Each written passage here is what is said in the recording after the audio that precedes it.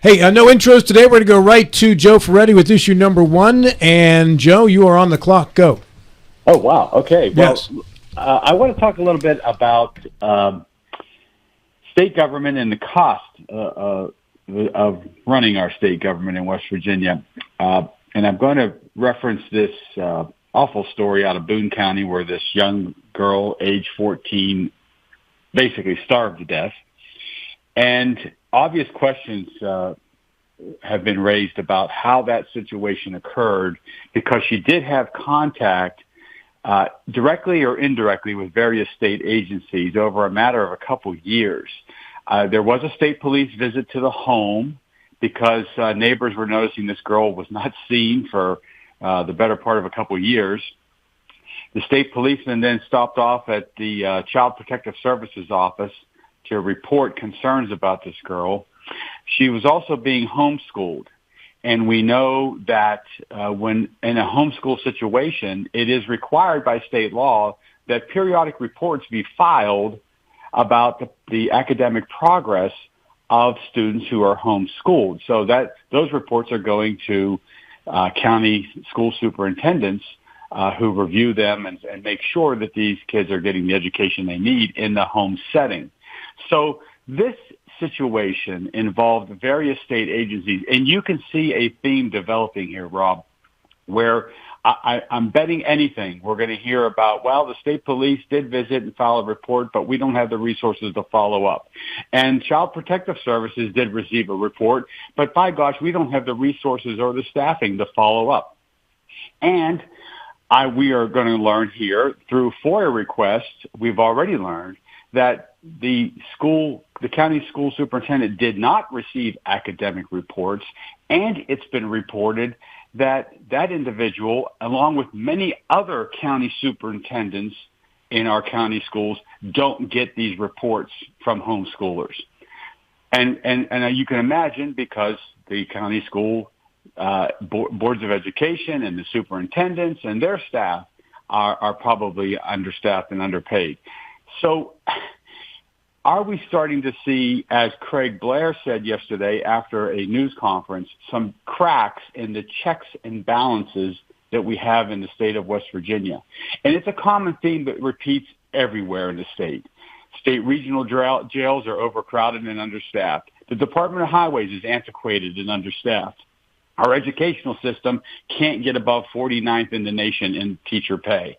Our Medicaid program, until the special session just 2 weeks ago, was underfunded by $150 million, and over 150,000 West Virginians have dropped off the Medicaid rolls. Our foster care system, our IDD waivers, it goes on and on. And now we're looking at a situation where, forget the estimates that you hear often from our legislators regarding money coming into the state and how we're exceeding estimates. Revenue to the state of West Virginia is down 13% compared to last year. That's due primarily to the significant loss of severance tax money and also income tax money because of income tax cuts. So we passed a skinny budget in 2024, and it was $226 million less than the governor proposed, and get this, adjusted for inflation, $700 million less than the state spent in 2019, just 5 years ago. So I'm questioning today, and my question for the panel is it time to start having honest and hard discussions with legislators about this flatline budget zealotry? And is it time to consider whether or not state funding needs are being met? Or are we squeezing the tube too hard, which is causing bad stuff to come out the other end? Sorry for that imagery, but that's my question. All right. The only laxative in the room we have for that would be the Delegate Michael Haidt. With some Colace along the way with Metamucil, here's Delegate Michael Haidt. Well, you bring up some very interesting points, and I think there's a couple of things in play here. You know, you talk about revenues being down, but we still have a surplus of $700 million or more. So is it because we passed the skinny budget that we don't have the revenue to fund these places that you've mentioned.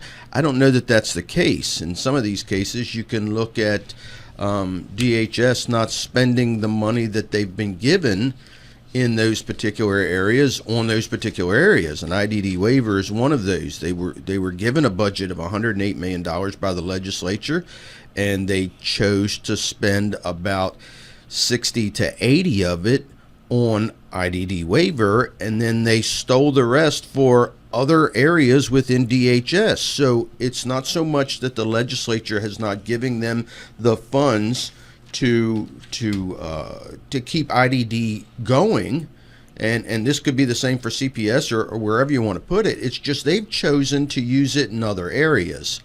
So sometimes you can look at the legislature and the budget and say, hey, we're not doing enough. And other times you have to look at the executive branch and the agencies within it and saying, are you spending the money in the areas that the legislature has given you on certain line items? And the answer to that is no. So there could be issues on both sides. Some may be that we're not funding in the right areas, and some we are funding plenty of money and DHS isn't using it properly.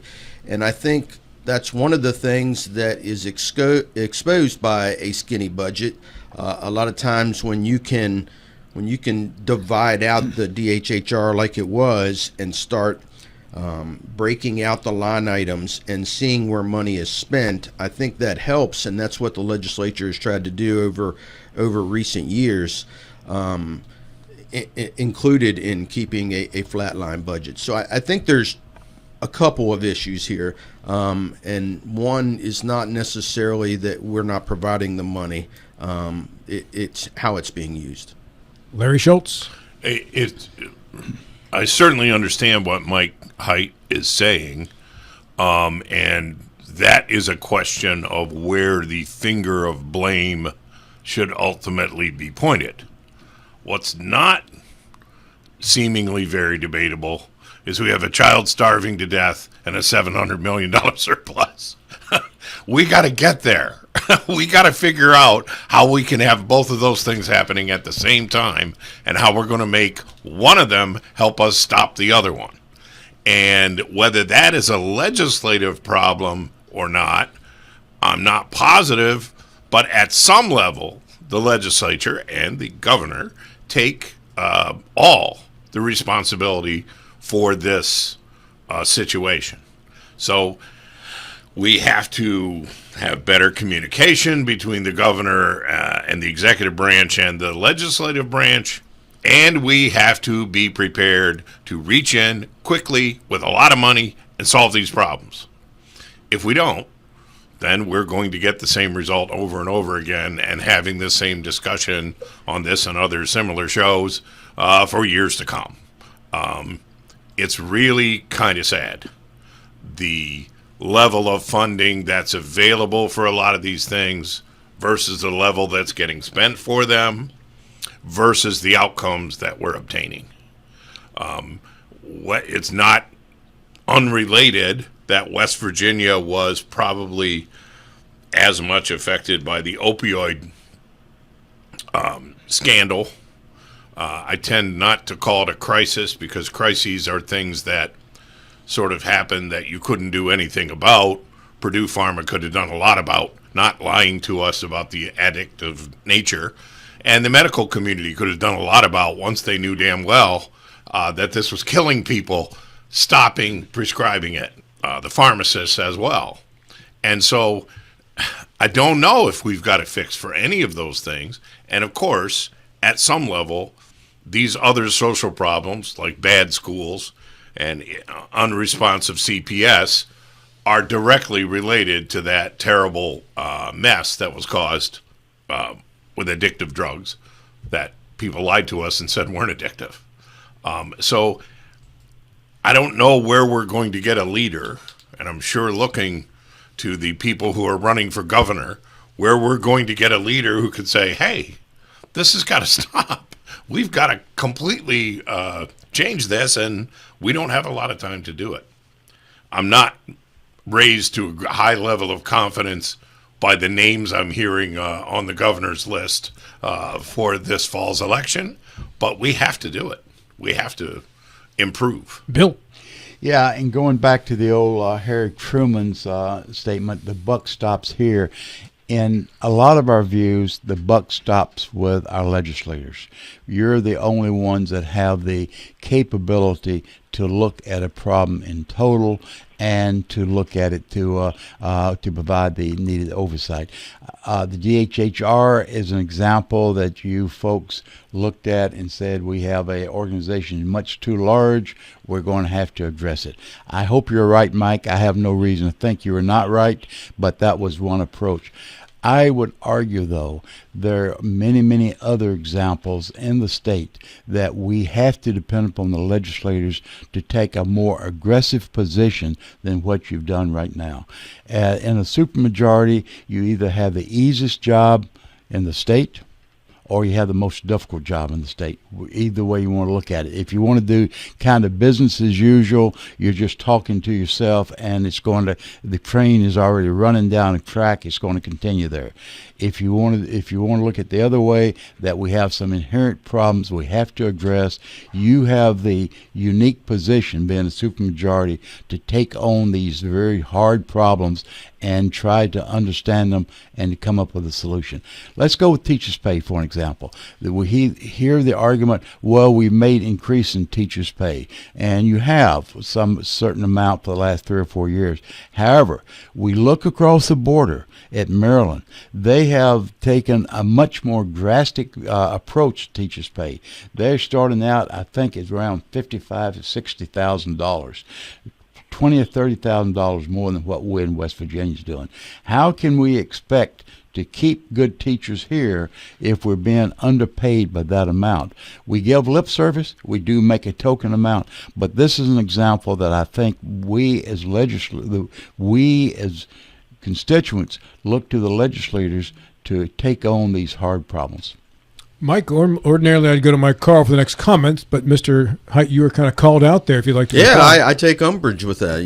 Well, you shouldn't be. It was actually a compliment to you, Mike. Well, I don't disagree with you to an extent, Bill, but here's the problem. As the legislature, we have the power of the purse. And essentially, when it comes to other agencies within the government, that's really the only power we have, other than making laws that we expect to be followed.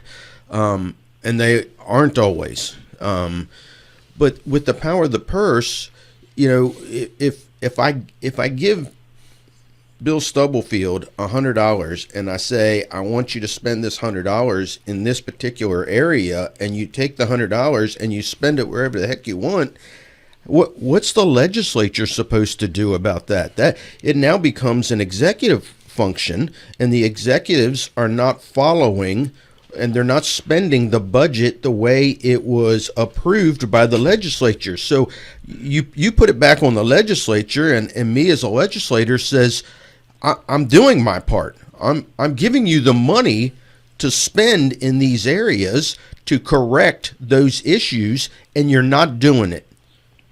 So, and then you bring it, and as a constituent, you put it back on me. But what options do the constituents have, Mike? What options do we have? You need to be going and talking to your governor about why he's not running his agencies the way they should be run, and why they're not spending the money that the legislature has given them in the proper manner. I think that as a legislators, though, especially a supermajority, you carry a very, very, very big stick, and you can utilize that stick in ways that will address these myriad of problems that we face. Mr. Carl. Well, first of all, I totally agree with Delegate Height's initial comment, and his response to Mr. Stubblefield. And it's a tragedy that this young person passed away, but to the extent that the education system was part of, been criticized in the overall, it is absurd to say that we need more money. We have plenty of money. What we need is more clear operation of various government agencies And this is where the vote against Amendment 4 that would have given the legislature, direct legislative authority over the policies of the Department of Education was a ridiculous outcome, and anybody that opposed it, including our current governor, hurt the state because of that. We don't need more money. We need to spend it effectively, and one of the things about taxes is lower the rates, raise the revenues. That happens all the time when it's applied to a free enterprise system. Mr. Ferretti, it comes back to you. Well, I hear two things at work, and I think both can be true. I hear Mike Height, and I think his points are very well taken, that we have a lot of inefficiencies and mismanagement with the state monies that we are currently allocating. I think the examination of DHHR, which was recently done when it was broken up into 3 separate agencies, was a byproduct of that. We just saw inefficiencies there, and hopefully that will correct that problem. But I don't know if it will, but hopefully. You just see a lot of inefficiencies elsewhere. While we are spending a lot of money as a percentage of the overall state budget, we're spending a lot of money on education. On a per pupil basis now, we are trailing every neighboring state except Kentucky in terms of the amount we're spending per pupil. We know where our teacher pay ranks. And while I hate to continue to beat the drum regarding education dollars, some of this data is undeniable, that we're falling behind. And we're seeing the byproduct of that in terms of test scores, schools out of control, and in a symptomatic way, a young girl who was homeschooled and nobody seemed to know what was going on in the home. And there was a chance through these periodic reports that are supposed to be filed for homeschoolers, there was a chance to see if there was a problem there. We didn't have that chance. And we're learning that these reports are not being filed in many other instances regarding homeschooled children, and which could lead to another problem with kids falling behind academically. So we've got some serious issues here. I can't get over the fact that our spending is $700 million less than at 2019 levels, with a burgeoning amount of money being spent now on economic development. We're doing that more than ever before. We've got the drug scourge, which continues to plague the state, and we're spending more money than ever before on that situation. You can't continue down this path of having less and less revenue, again, adjusted for inflation, and expect to tackle many of the problems the state has, which are very serious problems that are going to affect the state's future.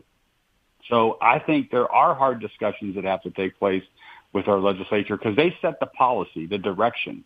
We know the direction now is flatline budgets and tax cuts, but at some point the line might be crossed to where the state cannot handle the problems it has. It can't be that safety net for so many West Virginians who require those services, and we're going to have even bigger problems to deal with down the road that are going to cost even more money.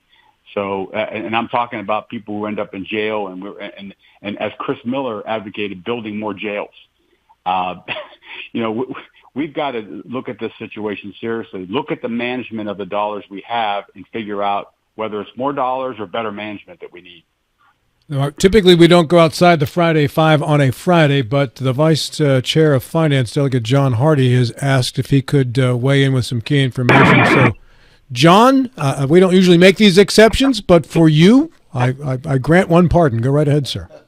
Well, thank you very much, Rob, and I just wanted to chime in here a little bit and on this discussion a bit, and with my good friend Joe Ferretti there talking about the spending, and once again we're talking about just throwing money at problems. I tell you, as the Vice Chair of Finance, that I think that our agencies, most of our agencies, are funded at a very acceptable level. We have structural issues. We know that we spend $12,000, and I'm not saying that Berkeley County Board of Education receives $12,000 per pupil, but the legislature allocates $12,000 per pupil that goes over in that black hole of the State Board of Education and gets divvied back out, which the legislature has no control over. We know that there is plenty of funding that's going into the old DHHR or Department of Health and all the different brackets that we've broken that into, but they have a structural issue in how they are allocating those funds and spending those funds. All of this breaks down to really, I believe that we are spending and giving the right amount of money to these agencies. These agencies are fundamentally have structural issues. They have people that have been in place for a very long time that have been doing things the same way because that's how it's always been done. I think when we have these flatline budgets, we squeeze out efficiencies. We are able to go into these agencies. A lot of these agencies had 50 to 100 FTE positions, and that stands for full-time employees, that were not even filled. So they had all those additional funds. They had a bunch of money that was stuck in unappropriated funds. Some of them have special revenue accounts where they are able to generate their own revenue, where they were charging more than they needed to charge, and they were, making a lot of income on their services that they were charging. So I think with the flatline budgets, we've been able to go to each of these agencies and squeeze out those efficiencies to see exactly where they need to run. Now, I will also tell you that it leaves us with these large surpluses that we can now do one-time spends. We can take those monies and we can say, listen, we have X amount of dollars for this year. We're going to do these one-time spends. And like we just did $20 million for each of our universities for deferred maintenance. That was not this legislative session, but the last one. $150 million every year goes into roads. So we are finding these efficiencies and spending this money where we need to spend it. Also, I will tell you that the legislature is constantly bleeding off power. It blows my mind how the legislature is constantly giving in to the executive branch and basically letting the executive branch kind of control everything. And we just passed $180 million spend with no line items. We just gave the Secretary of DHS $180 million with no line items. And I gave a speech on the floor saying, listen, it almost died. It was the very last day that the Senate would not budge on our amendments. And I said, we need to be very careful about the power that we are bleeding off as a legislature. John, I appreciate you weighing in on that. Joe, do you have any comments regarding what John just said? Well, far be it for me to disagree with John Hardy, but and yeah, I do consider him a good friend. I agree that, again, there's mismanagement. How do we deal with the mismanagement? Who takes the ball and runs with that problem? And on that note, we'll stop and take our top of the hour break. John Hardy, thank you. At 9:03, this is Talk Radio, WRNR Martinsburg and TV10. Bill Stubblefield, you're on the clock next.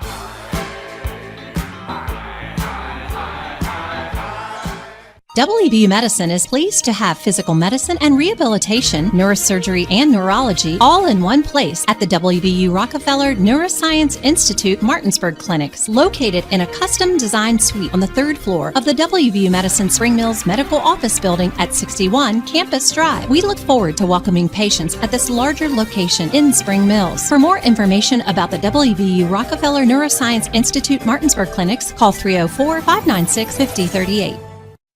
Car accident? Get more with Mansion Ferretti. After a car accident, what does it mean when we say get more with Mansion Ferretti? It means making the insurance company do what's right. It means getting a powerful local law firm on your side, one with decades of experience. And it means the peace of mind of never paying us a fee unless we get money for you. So if you've been injured, get more with Mansion Ferretti. 304-264-8505. Hi, Kevin Knowles here. I'm asking the citizens of Martinsburg to vote June 11th to keep me as your mayor. I'm a proven leader, honest, very approachable, process-driven, with impeccable integrity. I have served the city of Martinsburg for 12 years. Martinsburg has come a long way, and I want to continue the forward progress and momentum we have. I am the most qualified candidate in this race. It would be an honor and privilege to serve once again as your mayor. Early voting starts May 29th. Please get out and vote. Paid for by Kevin Knowles for Mayor Committee. With 4 new car dealerships and 4 used car dealerships in 3 states, Parsons is the largest used car and fastest growing new car dealer in the tri-state area. Take Parsons Ford with huge savings on hundreds of new Fords, financing from 0%. Parsons' goal of financing for all. And Parsons' famous above-market trade-in allowances that help make Parsons #1 for used cars, too. See why so many won't buy anywhere but Parsons Ford in Martinsburg. We became #1 by making you #1 first. Parsons. From breathtaking outdoors to unique local eats, world-class geocaching, and thriving local culture, Martinsburg, Berkeley County, West Virginia is where you can live your adventure. Berkeley County offers fantastic outdoor experiences, from our rugged hiking paths to scenic nature paths, public parks, fishing streams, and nature preserves. Cap off your outdoor adventures with a stroll through historic downtown Martinsburg. Join us and immerse yourself in our rich local history and scenic surroundings. Check out upcoming events and plan your adventure at travelwv.com. Mom, I hit your car with a softball. Did you throw it or hit it off the tee? Off the tee. Whoa, good hit, kid. Good thing we know Cody from Cody's Auto Body. I'll text him now. Oh, Kenna, I heard you hit your mom's window with a softball. Good hit. Keeps me in business. We can get you in lickety-split, no Hey, that's a bad word. Shut up, kid. We won't drop the ball on your car. Every repair's a grand slam. Bring your car to Cody's Auto Body. As always, it's Cody's with a T for trust. Hey, you can't say that. Is your skin dry or breaking out? Are your muscles sore and tight? Then take a few hours or even a whole day to refresh yourself, recover, and rejuvenate at Personal Reflection Day Spa, located at 102 Hovatter Drive in Inwood. Personal Reflection Day Spa is an award-winning spa for 15 consecutive years. The friendly, experienced staff will give you the treatment you deserve from the minute you walk in the door. Book your appointment by calling 304-821-1333 or online at personalreflectiondayspa.com. Radon is the second leading cause of lung cancer deaths in the United States each year. But do you know the radon levels in your home? Home is a place to live, love, and laugh, not a place to breathe air containing radon. The Berkeley and Morgan County Health Departments are distributing free confidential radon test kits, and you can get yours at the Berkeley County Health Department office in Martinsburg and the Morgan County Health Department office in Berkeley Springs. Protect your home and family. Get your free radon test kit today.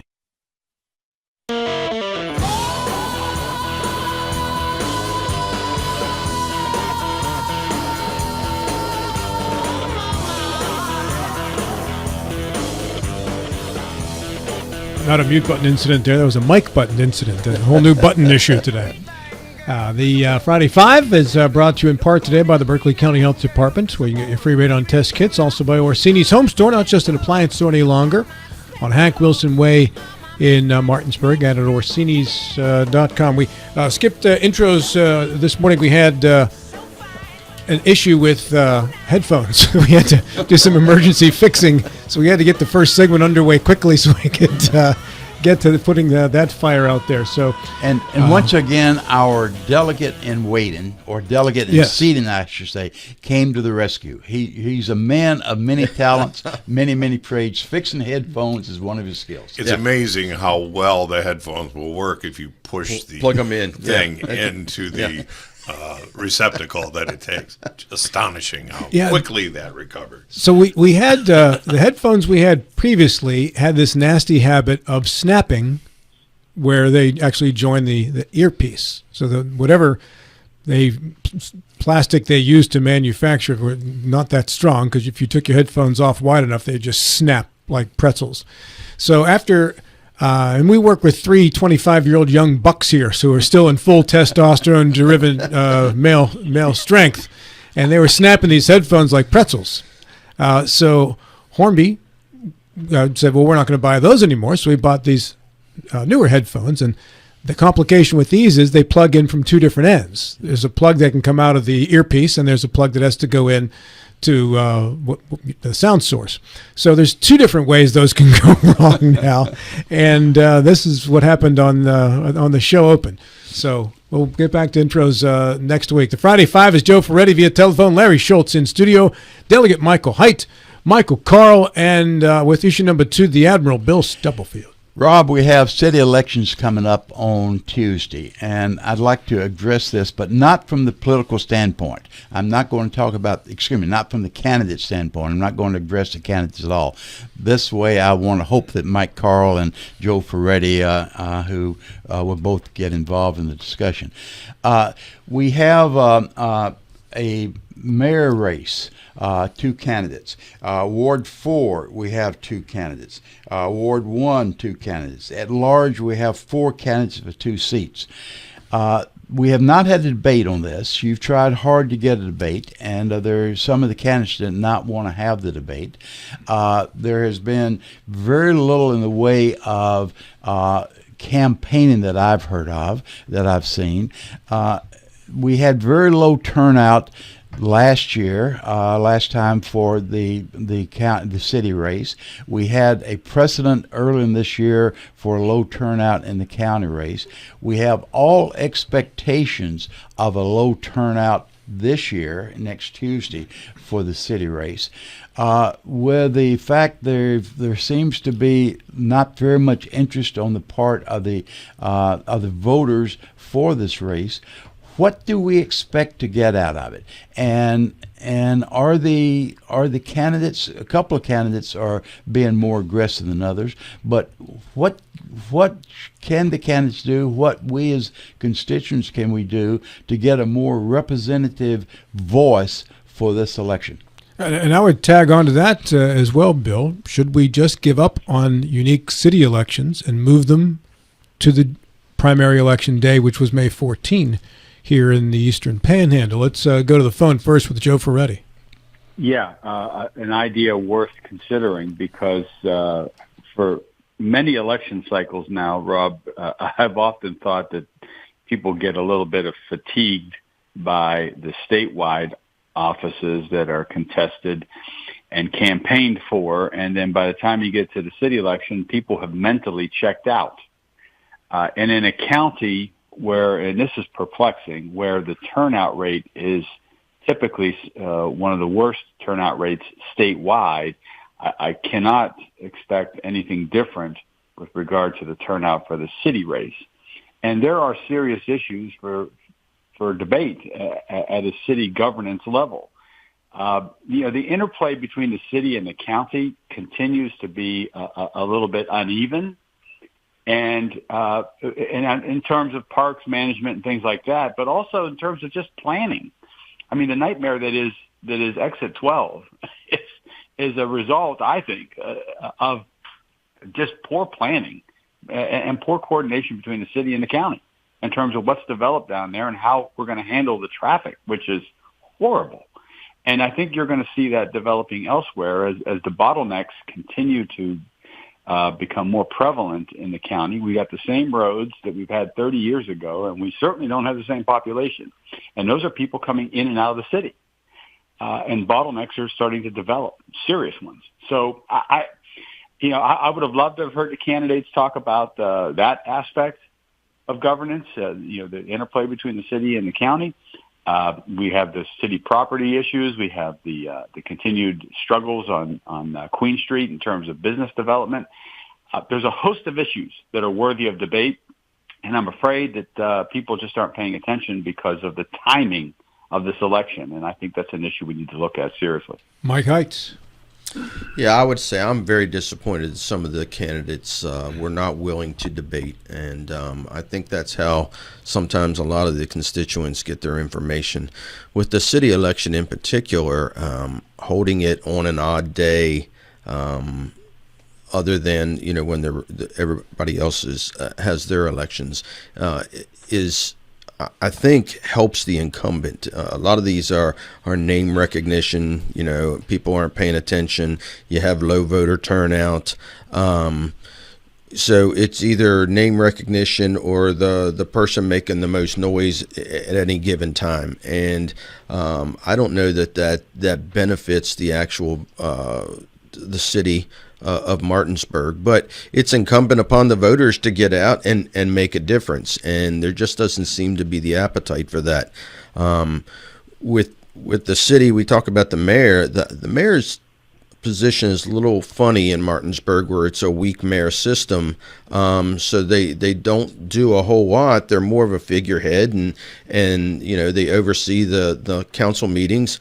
But it seems like our current mayor has taken a different approach. He's more of a hands-on person. So the contrast between him and his opponent is an interesting contrast, and I would love to have seen a debate of those two individuals just to see how that would have happened. Now, I do think I know the legislature this past year tried to pass a law that says that all municipalities have to have their elections at the same time as the general election with the county and the state, that they can't have a separate election. I can't remember if that passed or not. I know it passed out of the House. I don't know if the Senate took it up and passed it. If it did pass, it wouldn't go into effect until January 2025, but I don't think it did. I think it got bogged down somewhere and probably didn't pass. And if that's the case, it'll get brought up again this next session, because there's a lot of people that think that's an important piece of legislation, and the municipalities need to get on track with their elections. Larry Schultz. The interesting thing about it is, not only are you having a separate election day, but it's after the big day. It's sort of like saying, let's have a rally for our football team after the national championship game is played. No, we need to get ahead. If they're going to have separate dates, which I agree doesn't make a lot of sense, have it before. Have it in the run-up. Then you will get you'll get people who are running for delegates who are running at the exact same time, who might comment on related matters to the issues that the candidates are raising in the municipal race. The other thing is, of course, you're right, incumbents with their existing name recognition, generally speaking, favor a lower turnout. And, that's practical from their standpoint of, I want to get elected, and here's the best way for it to happen. But I think the best thing would be to have it all on the same day. We don't seem to have a lot of extra money to spend running separate elections in separate jurisdictions at separate times. It seems to me there could be some money savings, and certainly Mr. Hornby would make more money, and that's always crucial. I would agree. Then there would be competition for that ad time. We don't want to forget about that. That should always be a consideration. Hey, the doors need to open every day.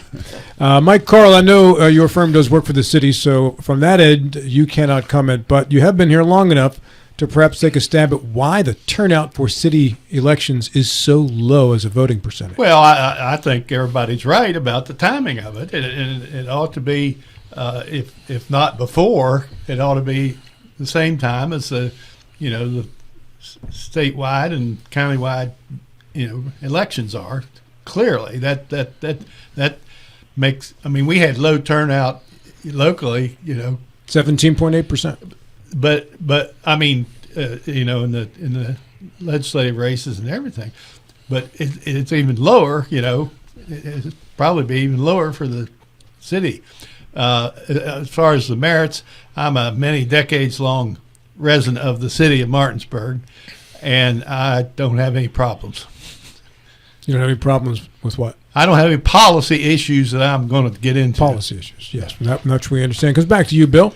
I'm wondering if we're not doing just checking the box here. With a very low turnout, which we all anticipate will be the case, is it representative of the constituents, or is just a few people that's making the effort to go vote that will influence the election? That appears, I think, will be what will happen. Quick question, Mike. You touched on this a little bit in regards to legislation. Is it within the power of the legislature to pass a law that says all municipal elections must be on the same day as the state's primary? Yes, absolutely. And the cities would have no recourse other than to abide by that. Yes, they would have to change their charters or their whatever rules that they govern them to abide by the state rules. Yes. Is there much momentum? I think you said there wasn't when you discussed it. Well, there is in the House side, so that's where this legislation was brought up on the House side, and we have a committee called Political Subdivisions, which deals with municipalities and their rules and what governs them. And in that particular committee, we passed out of that committee this particular law that says municipalities must have their elections just like the county does. They need to have a primary, they need to have a general. If it's nonpartisan, then they can just do it on the general. But that passed out of committee, it went to the House floor, it passed out of the House. What happened after that, I'm not entirely sure. So there is momentum in Charleston to make this happen. I'm not sure where the holdup is, if it's on the Senate side or not. It's that old saying, citizens get the legislature they deserve, or the elected officials they deserve. If 8 to 10% turn out to vote, this is what you get. Yeah. And if 90% of you chose to not participate, that you get what you deserve. We go to issue number 3, and for that, Delegate Michael Haight. I'm going to stick with the statewide. There's a current poll that came out that included Joe Manchin in the governor's race. And in that particular poll, it has Morrissey as an 8-point leader over Manchin, who is in second place, and he has a 13-point lead over Williams. With only an 8-point lead over Manchin and him as an independent coming into the race, will that encourage him to get into this or discourage him to get into this? A run for governor, because he hasn't announced yet, even though the poll came out with him in it. But he did switch to independent a day before the deadline, so that was not a coincidence. As you know, Joe Manchin in the past, he does nothing accidentally. Mr. Schultz, you would be the resident Democratic expert in the room. Well, it's very interesting because I'm not clear about this poll. You've given us the gaps. Mm-hmm. Did Morrissey have over 50% of the vote? No. This was, I think we're talking about 34, 26, 21 were the numbers. So that makes it very interesting, doesn't it? I'm not sure that the gap between the two is going to stop Joe Manchin from getting in this race. Joe Manchin probably believes that, parties aside, his name is good for 40% of the vote. And if that's the case, he's going to be the governor, it sounds like. Now, we did see with Morrissey's primary run that his challenger, Mr. Capito, was all of a sudden surging ahead of him in the polls right before Election Day, and then it didn't turn out that way. So it could be that Mr. Morrissey sort of underpolls. But if he's not running 50% or something very, very close to it, then, yeah, I believe there's a pretty good chance that that Manchin will get in this race. Bill? Yeah, I don't think the polls is going to really discourage Joe Manchin from getting the race. I think if anything discourages him from getting the race would be his friendship with Steve Williams. And he has made very clear, at least from Williams has said, that he and Manchin stay in frequent communication, and Manchin says he will not run if Williams stays in the race. Williams says he's not getting out of the race. Then Manchin turns around and says, well, he'll get in the race only if Williams not able to raise money. So there's a lot of puts and takes here. But I don't think that the poll, the gap, would influence Manchin one way or the other. To me, and picking up on think what you and Larry are talking about, is this poll suggests that Marcy is not a very popular candidate. People are looking for alternatives to go with over Marcy. Certainly won the Republican primary convincingly, though. Well, by 6% over Capito, and that's no, but that was a four-way race. So you have to give that some but that's context. Yeah, you can look at it that way. You can look at it the other way, that the approximately 68% of the Republicans were not voting for him. As far as Larry's point about the surge of Capito, that was Capito's own polling. The Metro News poll was fairly consistent, 6% all the way through. So that did not, Capito did not have a surge the last few weeks. Mike Carl. Well, this timing of Manchin's announcement, just before the deadline, kind of undermines my personal view that it's just a long time image adjustment, that it does not mean that he's about to announce for governor. I mean, we'll find out shortly, but the polls I have very little confidence in the accuracy of the polls. The election, at the polling place, the vote, that's what counts, and Morrissey was a strong winner, I think. Joe Ferretti. Is it true that Joe Manchin could still keep his option open for running for U.S. Senate? I think it is, and if that's the case, if that's the case, as an independent, if that's the case, he kept his options open, both with respect to the governor's race, where I'll be a little bit more skeptical than Larry. I don't know that the math works if Williams and Manchin are both on the ticket, because I suspect a vast majority of those voters who did not vote for Morrissey in the primary are going to come home and support him in the general. And I can see Manchin and Williams maybe splitting the vote in a way that makes it difficult for either one of them to win. And I think the only question there is Steve Williams, the mayor of Huntington, going to be raising enough money to mount a serious campaign against Morrissey? I think that's the question that might be in Joe Manchin's mind. But for the U.S. Senate, look, guys, the governor justice can implode at any time. And I think that Joe Manchin is, the guy he wanted to run against if he was going to run for U.S. Senate was Mooney. And I thought that Joe Manchin was thinking that, he had a decent chance against Mooney versus Justice. And when it became clear that the governor was going to be the Republican nominee for Senate, that's when Joe Manchin said, well, I'm done. But again, with everything that swirls around our governor and the risks that his personal or political situation can suddenly just fall apart, I think Joe did a smart thing in just keeping his options open with regard to either race. Mr. Hite? Yeah, I would agree. The timing of the switch was very interesting. It allowed him to keep his options open. And then you on top of that, you have this poll comes out that puts him in the gubernatorial race is very interesting. And I think, my personal opinion is that this particular poll encourages him to get into the governor's race, because he comes in only 8 points behind the leader, and he hasn't even announced he's running for this position. So if Morrissey's only going to have 34%, you'd have to think that this poll indicates that Manchin is polling Republicans and Democrats as well as independents into his camp. And I would think that as it gets closer and closer, if he gets in this governor's race, that people in the Williams camp are going to say, if things stay the way they are, the Williams can't win. And if Williams can't win, I might as well cast my vote for Manchin rather than see Morrissey in there. And that's what could make the Manchin surge and get up over top of that 34%. I don't see Morrissey gaining more, if there's a three-way race, more than the 35% that he has now.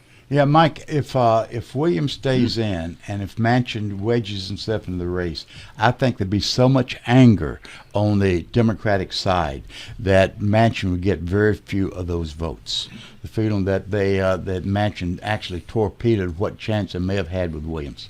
We know that there's an interesting thing about Steve Williams, who I do not know very much about, but he was mayor of a town that pretty much epitomizes the opioid crisis.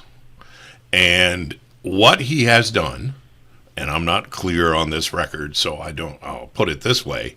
Whatever he did there that worked is going to be the hallmark that he will bring to this race to say, I did it in Huntington for crying out loud. I can certainly do it in the other places of this state that aren't as bad off as Huntington was. And, Huntington was sort of the hub of the opioid crisis, even in this state. Mm-hmm. And they were coming apart at the seams to the extent that he has a record of success in stopping that crisis in his town. He's got a good argument for being governor of the state. I would like to hope that maybe part of what Manchin is doing is getting in here, whipping folks up, and then he's going to back out and endorse Williams to see but I don't know. I don't know for sure. You can't ever tell with Mr. Manchin. That's true. And here's the problem from 30,000 feet, okay? And this is the way this has all been set up as a self-fulfilling prophecy for Joe. And that is this.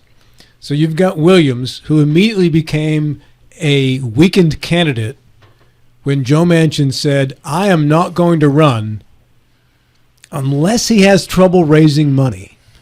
This was in the aftermath of 20 big money Republican donors who went to Manchin and said, run against Morrissey, we'll give you money because we don't want Morrissey. I don't know if that story was all factual or if it was somewhat planted or what, but it was out there in the media. And then Joe says, I'm not going to run. Steve's my friend. I've already sent him my support unless he can't raise money. So if you're someone who's going to be supporting a candidate and you've got money and you're going to throw it behind a candidate, are you going to throw it behind Williams when you know that if I don't give my money, I can get Joe in the race and I think he's got a better chance of beating Morrissey, who I don't like? So by Joe saying that, he's effectively choked off the money supply to Williams. Yeah. Which then gives him the power to dictate whether he or Williams will be the candidate. Boom. Yeah. And that's certainly a legitimate way of looking at this. Yeah. And it certainly fits the life and history of one Joe Manchin. Yeah, I think the important question is not what Manchin's going to do. It's what is Steve Williams going to do. If Steve Williams feels that his money is cut off, will he drop out of the race? If he does, it's going to leave it wide open, and Manchin would be accepted by both Republicans and Democrats. But if Williams stays in the race, it's going to be a different dynamics. It is 9:31. Larry Schultz, you're on the clock. We return with more on the Friday 5 here on Eastern Panhandle Talk. Brought to you in part by Oda Care attorney Danny Staggers in downtown Martinsburg at 304-267-3915 and Hagerstown Ford.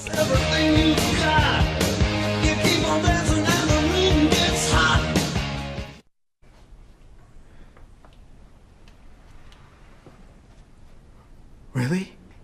Yeah. I'm gonna call my parents. Dad, come over. The brisket's done. The Traeger Connected Experience. Everything you need for epic flavor, and then some. Shop now and save at Orsini's today.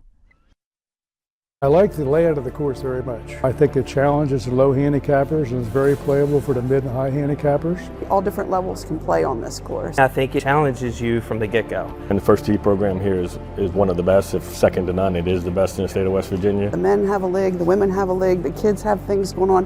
Like, it really is kind of the whole package here at Locust Hill. Everybody's very welcoming. Love the folks here that play golf, but a lot of great relationships and friendships with people here. You know, sometimes you can only judge a course by their members. We have a great core membership here. I was able to build some fantastic relationships here, and that's why I've been here for 30 years. When you join any club, you're joining to play golf, but you're really paying for the experience. And the experience here at Locust I found to always be a good time and a fun affair. To schedule a tee time, become a member, or see upcoming events, visit www.locusthillgolfcourse.com or call us today at 304-728-7300. Hi, this is Larry DeMarco. I'm with Century 21 Modern Realty Results. Macy Folk and I have a new listing here at 614 South Queen Street. We'd love to give you a tour.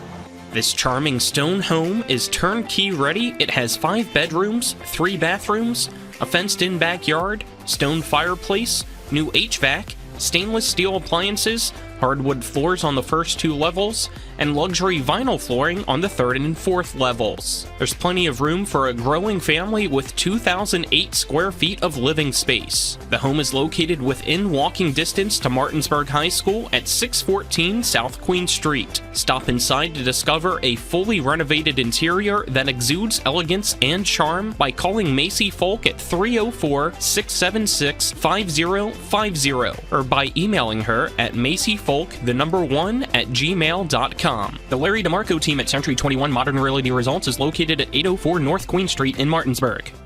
The Classical Christian Academy at Bethel is helping create extraordinary futures. So we've seen improvements in our boys on the, as I said, arithmetic, reading and writing. I worked in the county, I worked in public school, and that's what I knew. And I knew I wanted to be able to give her more. So I would recommend this to anyone. You know, our daughter has thrived here. The family-like environment is exactly what she needed. The Classical Christian Academy at Bethel in Martinsburg, equipping children to lead lives of significant impact.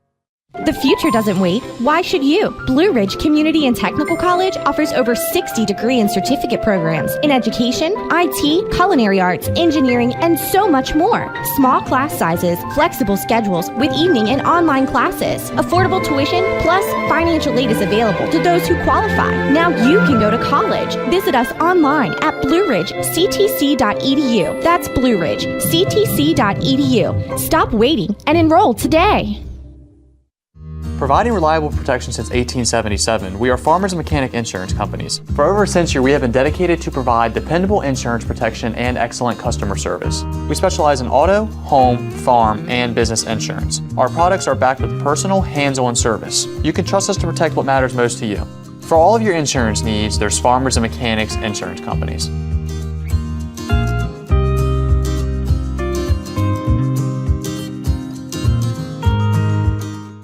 Do you have someone in a nursing home?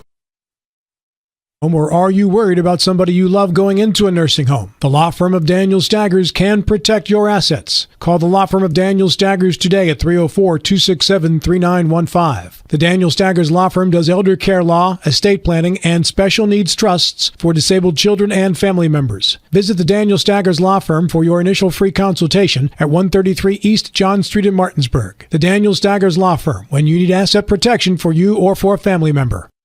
The Sports Mix is your place in the Eastern Panhandle for national sports through a local lens. We're now joined by the voice of the Washington Wizards, Dave Johnson. Dave, how are you today? This might be a first for me. I'm actually doing an interview from the tarmac at Dulles Airport. We're getting ready to fly to Detroit. Co-hosts Dylan Bishop, Nick Verzolini, and Colin McLaughlin break things down weekdays from noon to 1 and re-aired from 5 to 6 right here on Talk Radio WRNR, TV 10, and the TV 10 Facebook page.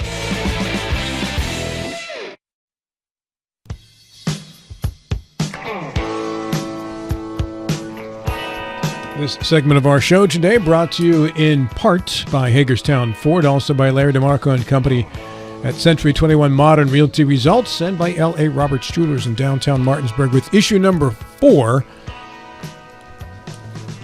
Mr. Lawrence Schultz. Yes.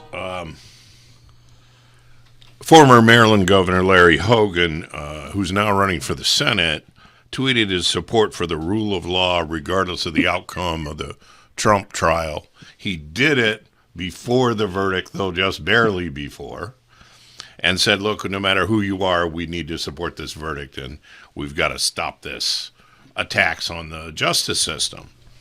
And within minutes, I think, or an hour, Trump RNC advisor Chris LaCivita tweets, "You just lost your campaign."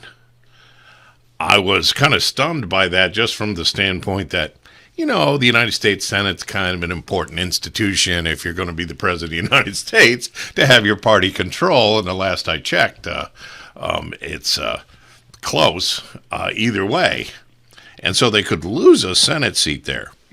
And it just seems like the people, when you see people step out that far, you think, well, they've just cast aside all kinds of stuff, like my entire childhood and the whole time I was a young adult, I used to hear all the time from Republicans about law and order and about how the legal system is very important for us to follow. Mr. Nixon left the office and appointed Gerald Ford to take his place. It's often been considered that there was probably a deal that he would get a pardon in exchange. You didn't hear Nixon saying in those days, well, this whole thing is a witch hunt and it's all fake and I didn't do anything wrong. And now we've got a Republican Party that basically says, no matter what the police or the judges say, it's all made up. And so is this a permanent change for the Republican Party, or will it go away when Donald Trump goes to jail? All right, let's ask a Republican, Mike Carl. Thank you. I was hoping you'd ask me first. Believe me, I know where the bread is buttered in this room. Well, Larry's representation of what the Republican Party thinks, I think I'm in a little better position to offer that thought. I would concur. And I think the Republican Party, of which I've been a long member, agrees with Hogan that we need to respect the legal system and the outcome, and I do, and I think Trump, even New York State, I think Trump has a great chance to have these charges ultimately set aside. And I know that if it isn't set aside in New York, it will be in the U.S. Supreme Court. So, and the ultimate compliment and belief in the legal system is belief in the legitimacy and integrity of the Supreme Court, and I do strongly. So I completely disagree that this should hurt Hogan with Republicans. All right, that's one attorney's opinion. Let's get another. Mr. Ferretti. Well, it's undeniable that the Republicans want to gather as many Senate seats as they can. And it is, in fact, in Donald Trump's best interest that Larry Hogan win that seat in Maryland. Maryland hasn't had a Republican senator since 1987, when an old man like me was just graduating from law school. And he represents the best chance of any Republican in that state to win a Senate seat. But if you want proof that it's just about Donald Trump and his brand, he had his minions out there excoriating Larry Hogan and basically saying your candidacy is over, which is self-defeating, all because they want to defend Donald Trump. And this is where I think this is symptomatic of what's going to really hurt the Trump candidacy this election cycle. I think the fact he has 34 felony convictions has already been baked in. His supporters don't care. They're going to turn out. They're going to vote. The problem for Trump is that he is going to be campaigning to defend himself. And you're going to hear ad nauseum all about the rigged election or the rigged trial and the jury and the judge was conflicted. You're going to hear that every time he's on the stump. And he's going to hurt his campaign, much like his campaign has hurt his chances of winning a Senate seat in Maryland, because it's about him. And that's what he's going to fall prey to. And if he loses in November, he should look at himself, because he's going to, you can just see it coming. He's not going to talk about the issues that are important to the American public. He's going to talk about himself. And that's the danger of this conviction. It's not that he's a felon. It's that he won't get past having to defend himself being a felon. Mr. Haidt. Well, I think Republicans do respect the rule of law, and I think the problem is we see the courts being politicized more so now than ever before, and you see it on both sides. With the timing of the Hunter Biden trial. just seems to be political just as much as the timing of the Trump trials.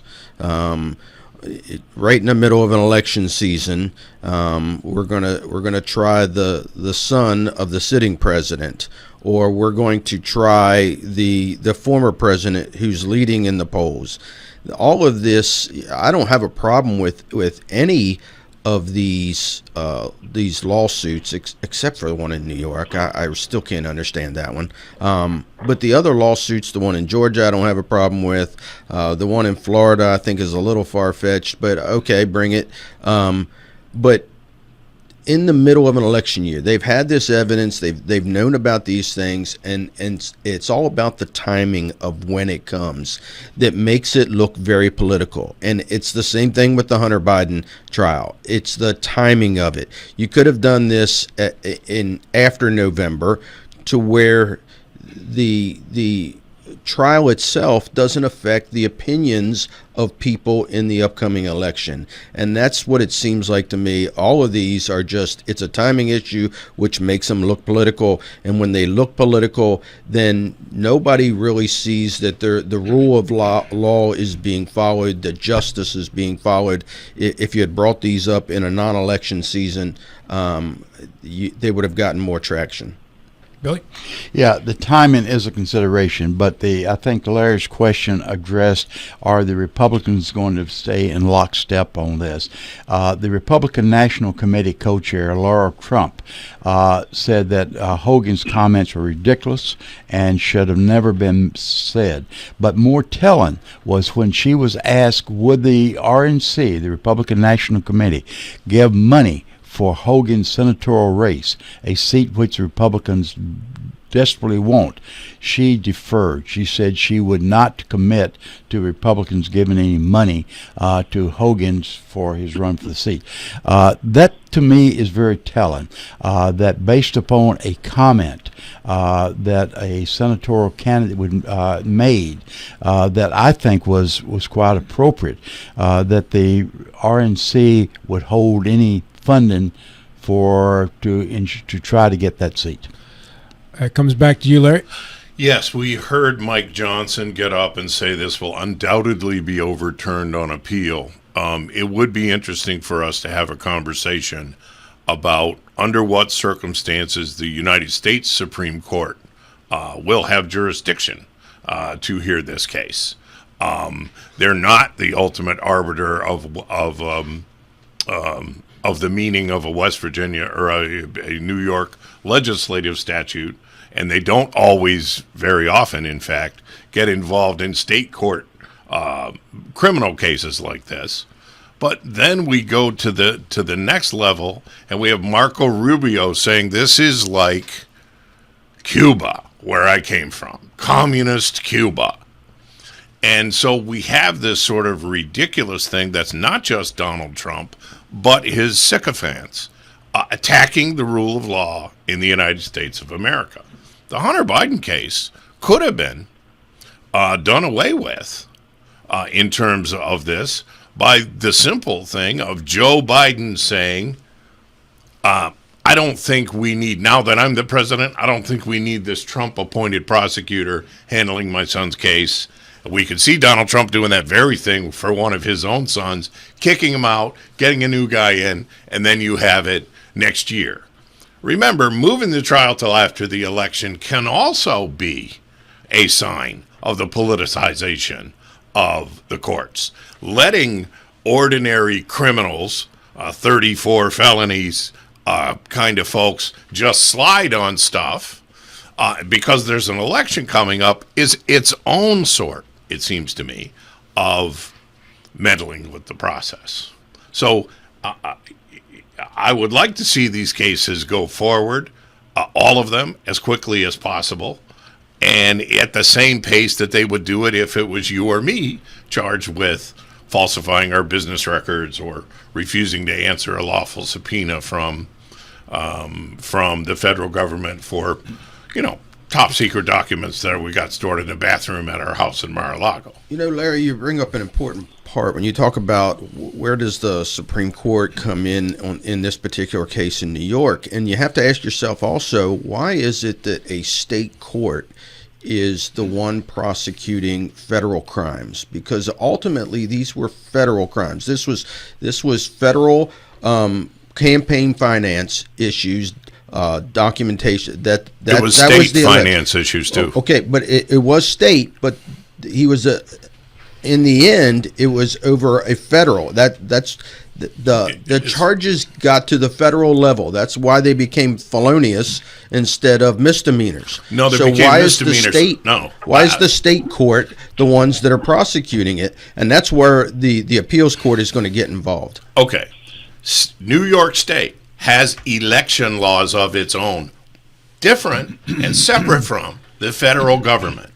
Donald Trump entered into a conspiracy to falsify business records to hide his attempt to affect a New York election in violation of New York law. The media misrepresented this for quite a while, and it's not state misdemeanors being trumped up into state felonies because of a violation of federal law. It's state misdemeanors becoming felonies because of a violation of New York election law. And that's where they went. If you don't think there are federal constitutional issues presented by the way this case was played out, process issues, not just substantive law issues, but process issues. You mean like a judge taking $4 million from wealthy donors? Yeah. That kind of constitutional issue? Yeah. Stuff we'll like see that. Whether they take that up. Well, I'm betting on the U.S. Supreme Court ultimately if the New York court system doesn't do its job properly and reverse all this. Before we go to issue number 5, just a quick word about Hogan. Hogan, in a state where 67% of the registered voters are Democrats, managed to get elected as a Republican and reelected convincingly to a second term as governor, and is now running for Senate. Nothing he does on social media he does without it being consulted. That tweet was not an accident. For Hogan to win the race for Senate, he needs half of the Democrats to vote for him. And the way he does that is by poking at Trump. The only way that he can get elected is if Democrats vote for him. If you're a Republican in Maryland, you're either voting for Hogan or you're not voting at all, because you're certainly not going to vote for the Democrat. So if he keeps enough Republicans and continues to appeal to Democrats by criticizing Trump, he wins the race. It's as simple as that. This is a game. Yeah, but he didn't criticize Trump. Yeah. He spoke. He didn't have to. Of the rule of law. No, but Larry, the subtlety of what these people do while they're being consulted is not to be ignored.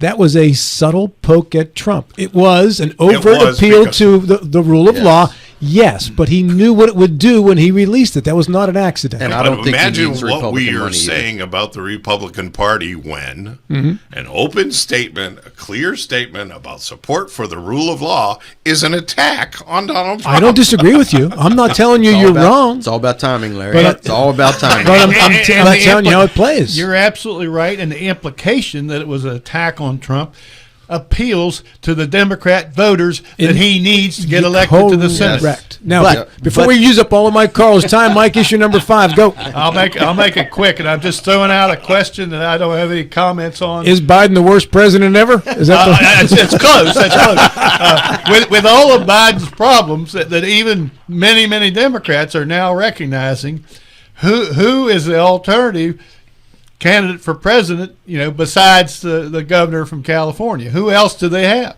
That's my question. Who else do they have if Biden's problem has resulted in him not being able to run?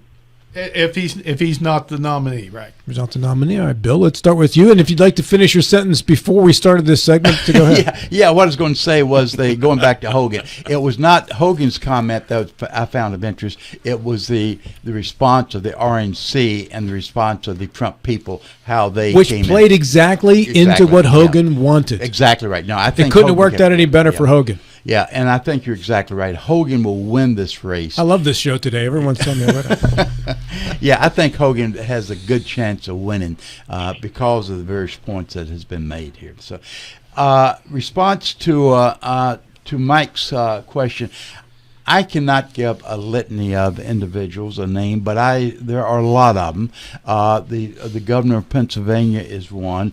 The speaker of the House, U.S. House, the minority leader and speaker of House Representative is another, and there are several others.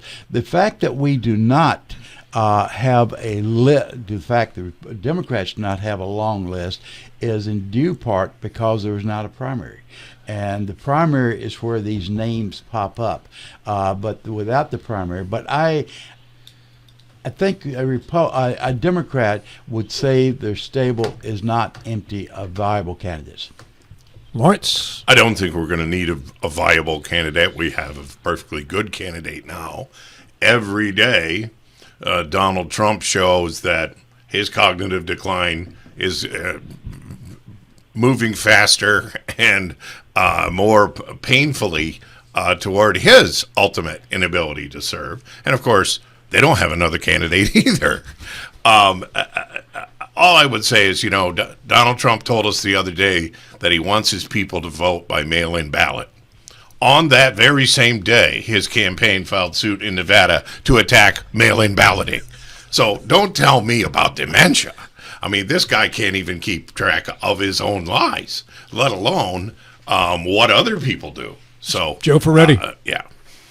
The names that are considered for coming out of the Democrat side: Gretchen Whitmer, Josh Shapiro, J.D. Pritzker, the governor in Illinois.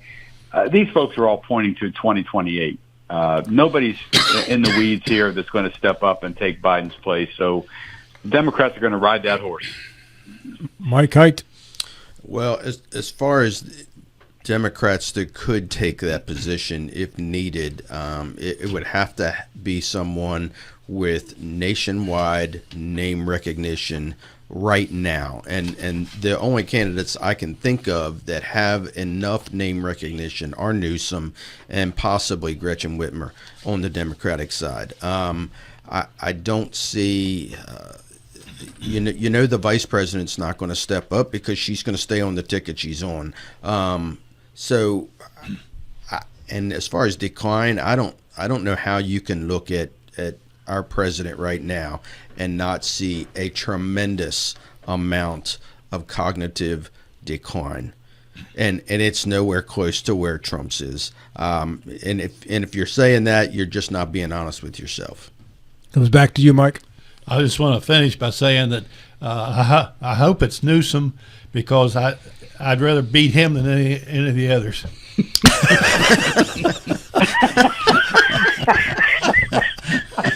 That is a perfect Mike Carl summation right there. That's beautiful. Well, if you're going to lose anyway, why not have it be a guy? Larry trying to save the ship. Yeah. Hey, interesting. Had Manchin not switched to independent recently, would you have said Joe Manchin in that? I think his chances are over. I'm telling you right now, and I've said this on this show before. Joe Manchin missed his opportunity. He should have run on the Democratic ticket against Joe Biden. He would have won. The Democrats are desperate for anybody else other than Joe Biden. They would have made him the Democratic nominee, and he would have been our next president. He could not have gotten past the progressive wing of the party, Mike. Disagree. Final thoughts coming up next. 8 seconds apiece out of the break.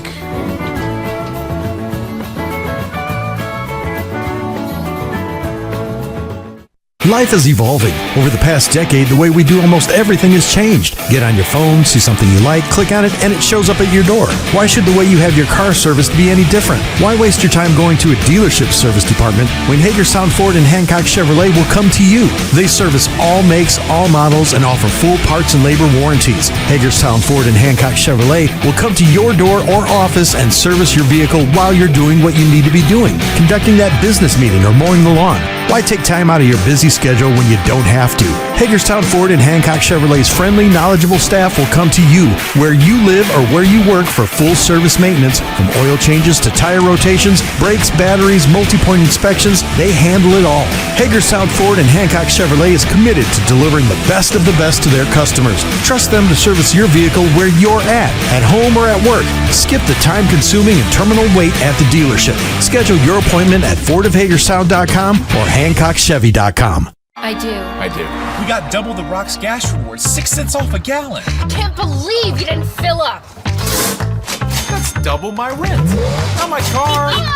Save now with double the gas discount. 6 cents off a gallon with Rock's Rewards. We got double the Rock's gas rewards, 6 cents off a gallon. You had one job. It's between girls. Save now with double the gas discount. 6 cents off a gallon with Rock's Rewards. Hi, Crescia Hornby here. Larry DeMarco, broker of Modern Realty Results, believes he has some of the best real estate agents in the Eastern Panhandle. Agents at Modern Realty Results have years of experience and knowledge of the local real estate market. Agents within the office work as a team to provide quality customer service. We strive to always ensure client satisfaction through handling every transaction with honesty and integrity, all while offering competitive rates. Modern Realty Results is veteran-owned and managed. Please call us at 262-4222, modernrealtyresults.com. Final thoughts, 8 seconds apiece. We start on the phone with Joe. With the huge caveat that they have to actually pay their players, I'm a little more bullish about the Pirates' future than I am the St. Louis Cardinals. Larry Schultz. Enjoy the nice weather this weekend. They might be dodging a few raindrops, but remember, I just planted some clover, so I need it. What are you, Bob Cookin here? Bill Stubblefield. If you're in the city, go out and vote on Tuesday. Mr. Carl. The Cards are a half game ahead of the Pirates at the bottom of the National League Central. Mike, hey, you get 10 full seconds. Wow, that's odd for me. I'm going to say the Celtics win in 6. You heard it here first. Dave Ramsey's show is coming up next. Have a great weekend. This is Talk Radio, WRNR Martinsburg and TV 10, and we'll talk to you in 70 short hours. It's 5 o'clock somewhere.